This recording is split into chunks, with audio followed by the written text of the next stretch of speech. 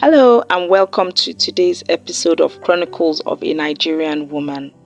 My name is Fagbeja and I am your host. Today, I'll be reading Toyin's story. I am 65 years old.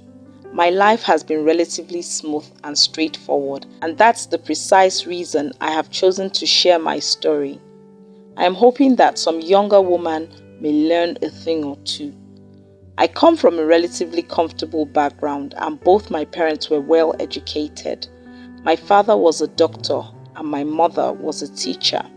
My two brothers, one sister and I went to the best schools available at the time.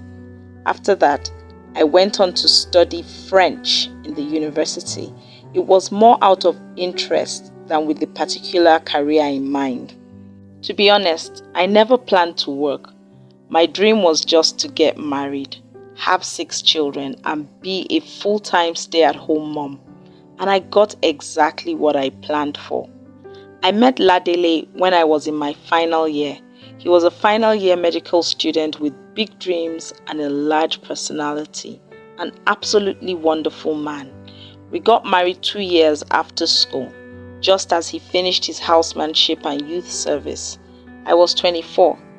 He grew his career at one of the teaching hospitals in Lagos, and when he became a senior registrar, he resigned to set up his own practice as a gynecologist with 2 of his friends.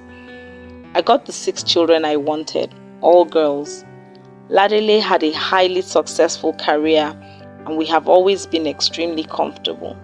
I stayed at home to raise my daughters, and my whole world revolved around them and their father. I made friends with other mothers whose children attended the same schools as mine. We shared social banter and met at children's parties. I also served on the PTA board of the schools they attended for years, both in their primary and secondary schools. That was the extent of my social life, alongside the church society that Ladele and I belonged to. I never lacked anything or felt the need to work because Ladele bought me everything I needed and gave me whatever I asked for. I wasn't very ostentatious anyway. He gave me a monthly stipend for myself too, so I was well taken care of. My dissatisfaction with life started when the last of my daughters left home after university about 10 years ago. All my daughters had their first degrees in Nigeria and then moved abroad for their postgraduate studies. When the last one left for the US, my life felt empty. Ladele still works at his hospital till now, so 10 years ago he was very busy and I had nothing to do most days.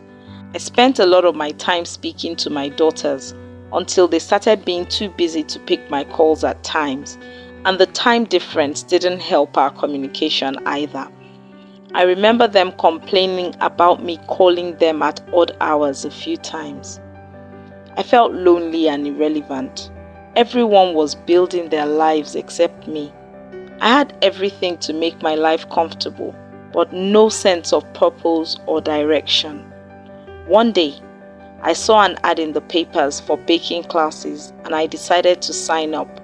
It was the best decision I had ever made. I learned to make cakes and confectionery, and I started a small business from home. I really didn't need the money, but the joy I derived from making something that others found useful was indescribable. The business grew so much that I had to move it into the 2-bedroom boys' quarters of our home. I got some industrial equipment and employed 4 staff to help. My role in the school PTAs I had done in the past paid off because one of the schools made me the official baker for their pupils' birthday cakes.